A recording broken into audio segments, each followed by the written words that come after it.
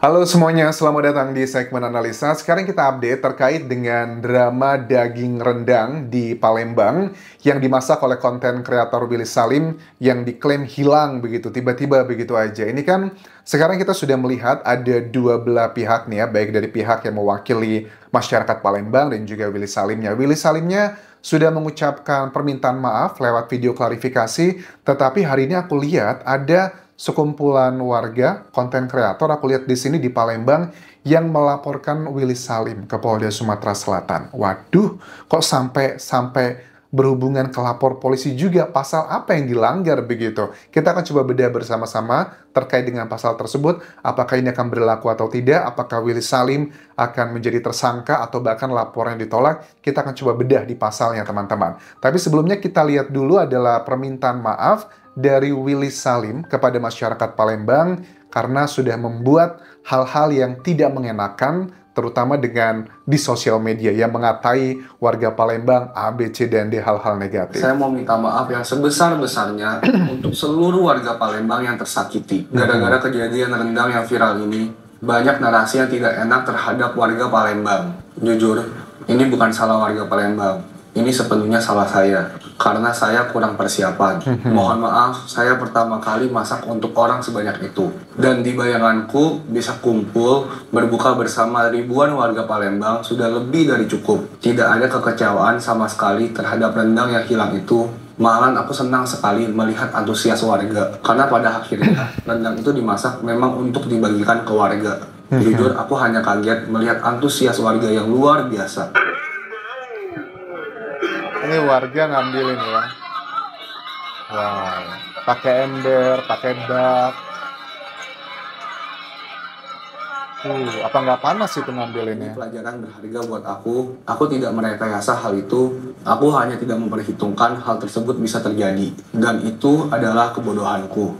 Mohon jangan salahkan warga Palembang. Jika aku masak lebih awal dan dengan persiapan yang lebih matang, lebih rapi, hal tersebut tidak akan terjadi. Saya mohon maaf sebesar-besarnya.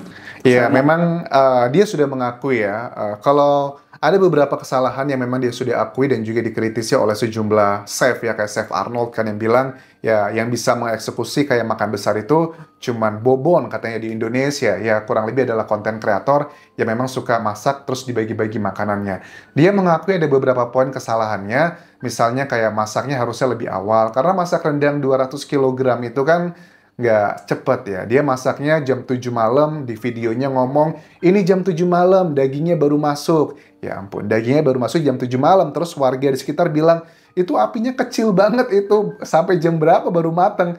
Ya mungkin kalau dibilang rendangnya itu belum mateng, menurut aku udah mateng ya. Karena kan rendang itu, prosesnya itu kan kalau kita mau buat semur, buat rendang, itu kan beda-beda ya. Tapi kalau sudah 1 jam atau 2 jam dimasak, itu udah mateng dagingnya. Cuma belum sampai ke dalam tahapan rendang. Itu istilahnya apa nama masakannya? Masih kayak mungkin sayur yang santan itu ya. Aku lupa namanya apa, sorry ya. Nggak jago dalam memasak. Cuma dia sudah minta maaf. Tetapi sepertinya permintaan maafnya Willy Salim ini dinilai oleh sebagian masyarakat Palembang masih belum cukup. Bahkan ini ada siapa namanya?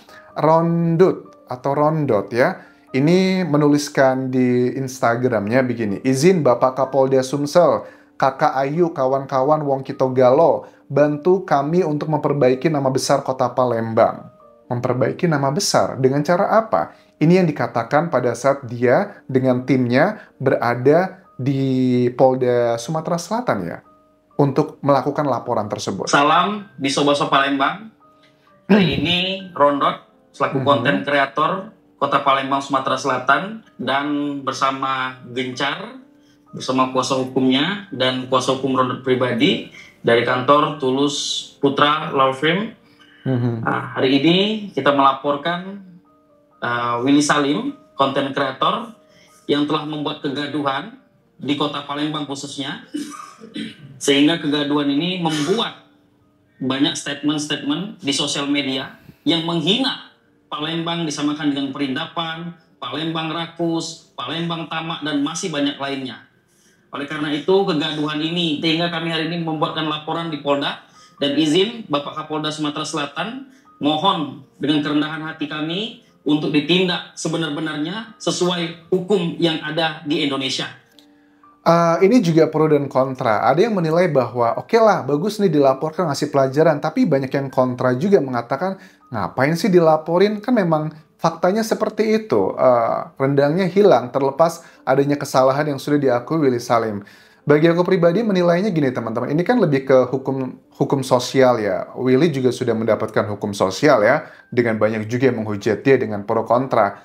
Ya, ini ya, coba kita lihat masalahnya, karena setiap orang kan berhak melaporkan ya, hukum gitu, itu adalah hak hukum masing-masing. Cuma pada saat dilaporkan, apakah ini lapornya diterima atau enggak? Kalau memang nanti, ini kan baru laporan doang nih, kalau memang nanti ternyata ditemukan ada unsur pidana di sini, baru laporannya naik ya ke penyidikan gitu. Nanti kalau sudah oke, dimintai klarifikasi, dipanggil kedua belah pihak, kalau memang oke, sudah lengkap, ada nggak tersangkanya? Kalau memang ada dua alat bukti yang bisa menentukan bahwa Willy Salim ini bisa sebagai tersangka, mungkin dengan pasal yang disebutkan tadi dalam mengenai pasal kegaduhan, baru Willy Salim menjadi tersangka. Ada 5 jenis alat bukti yang bisa menjadi bahan pertimbangan dan cukup 2 aja untuk menentukan Willy Salim sebagai tersangka. Ada keterangan saksi, keterangan ahli, keterangan terdakwa, petunjuk, dan juga surat.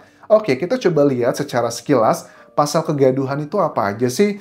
Jadi ada pasal 263 ya KUHP mengatur tentang penyebaran berita bohong yang mengakibatkan kerusuhan. Pelaku ya, bisa dikenakan hukuman 6 tahun penjara. Terus pasal 160 KUHP penghasutan orang lain untuk melakukan tindak pidana. Pasal 28 Undang-Undang ITE penyebaran berita bohong yang menimbulkan kerusuhan. Dan paling banyak kena hukumannya untuk yang uangnya dendanya 1 miliar dan maksimalnya 6 tahun penjara. Apakah dari terminologi atau bahasanya itu cocok dengan perilakunya Willy Salim?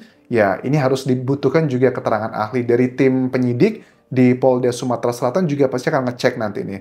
Laporannya ada unsur pidananya atau enggak? Karena kalau memang tiba-tiba ternyata nggak ada unsur pidananya, ya bakal mental juga di persidangan.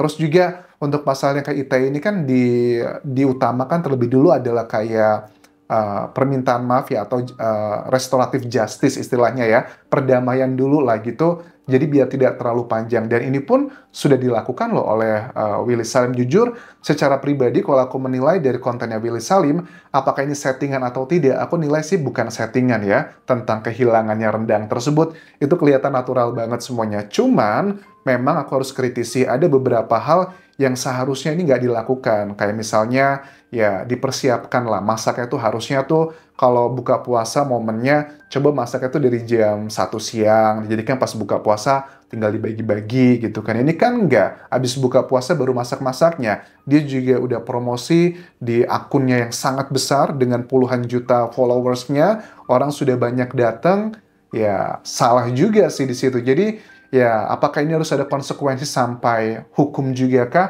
Atau cukup dengan hukum sosial aja? Karena bagaimanapun kan niatnya Willy Salim juga baik ya, mau berbagi gitu ke masyarakat. Cuman ada sejumlah selebriti yang mengkritisi gitu kan, yang kayak siapa ya? Fenita Ari ya, istrinya Ari Untung yang orang Palembang juga bilang begini bahwa kasihan banget ini rakyat kecil intinya. Dijadiin bahan aja gitu ya. Mereka kesannya dibuat sedemikian rupa kondisinya hingga membuat mereka dalam tanda kutip mengambil begitu aja. Karena kan kalau kita lihat sekarang kan yang pro dan kontra menilai bahwa apakah ini jangan-jangan ada kesengajaan gitu. Memang mereka dibuat ya udahlah ambil aja gitu, nggak apa-apa, udah kemalaman juga, masyarakat miskomunikasi. Dan ada rekaman-rekaman kita lihat tadi kan secara sekilas ya, itu hasil editan ya. Editan karena kualitas gambarnya nggak bagus ya di video permintaan maafnya Willy Salim. Itu menunjukkan indikasinya adalah bahwa memang lampunya mati, jadi lightingnya nggak bagus. Masyarakat yang berada di lokasi kan bilang bahwa pada saat Willy Salim itu keluar dari lokasi masaknya itu, alasan dia katanya mau ke toilet, tapi banyak yang lihat dia nggak di toilet, tapi dia istirahat di dalam mobil. Terus juga dikatakan bahwa itu lampunya dimatikan, terus memang ada polisi yang ngejaga, ada orang ngambil, maksa, terus polisinya udahlah ambil-ambil, maksudnya dalam tanda kutip membiarkan, terlepas itu menggunakan bahasa tubuh atau bahasa kiasan dan sebagainya, I don't know. Cuma sekali lagi, kalau ini masuknya dalam kegaduhan, bagi aku pribadi sepertinya laporannya kayaknya bakal ditolak sih teman-teman. Karena sangat lemah ya, kita ngomongin bukan tentang suka atau nggak suka ya, tentang fakta hukum aja. perbuatannya apa, kemudian juga dengan pasalnya apa. Kalau secara pribadi aku menilai sepertinya ini bakal ditolak laporannya, toh ya biarkanlah Willy Salim mendapatkan konsekuensi secara sosial aja yang pro dan kontra. Aku yakin juga waktu Willy Salim berada di Palembang juga nggak nyaman banget ya. Pasti dengan keviralan yang luar biasa ini pada saat dia keluar ke tempat makan atau keluar ke publik, dia nggak berani sendirian. Pasti akan dikawal sama timnya. Bahkan aku yakin pada saat dia berada di Palembang, kemungkinan besar dia menghabiskan waktunya berada di hotelnya. Nggak berani keluar karena di masyarakat bawah, menengah ke bawah, apalagi di daerah, kedaerahan itu masih tinggi banget ya. Maksudnya, mau kamu salah, mau kamu benar, kalau udah nyenggol kota aku, habislah kamu. Dan itu memang masih banyak ya, terjadi di masyarakat Indonesia yang memang masih begitu menjunjung tinggi lah, mencintai daerahnya, terlepas isunya itu benar atau salah. Dan ini menurut aku sudah cukuplah hukumannya untuk Willy Salim yang dengan terjadinya pro dan kontra ini. Ya, kita lihat nanti perkembangannya, apakah laporannya diterima atau ditolak karena tidak ada unsur pidana di sini. Terima kasih sudah menonton, sampai ketemu lagi di video berikutnya. Tinggalkan like dan juga komen, subscribe channel YouTube ini, follow Instagram, Facebook pageku, dan juga akun TikTok Dian Jasa Asmara. Sampai jumpa.